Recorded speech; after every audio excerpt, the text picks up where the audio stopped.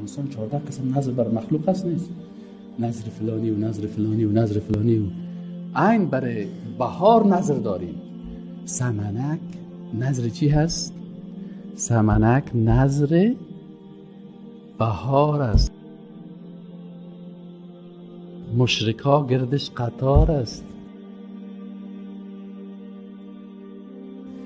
ای خوشی سال یک بار، ای شرک ها سال یک بار است، سال دیگر در دوزخ.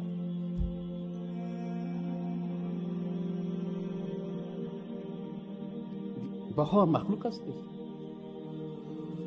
نظر عبادت است نیست. نظر بر کی کرد؟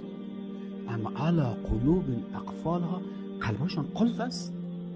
قلبت قلف است، قلب یک کافر است، قلب یک جاهل است، قلب یک بیدین است.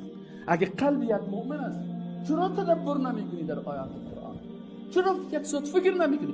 چرا امیر بر اولادای در خانه نمیگه که الله در قرآن گفته که ایاک نعبدو؟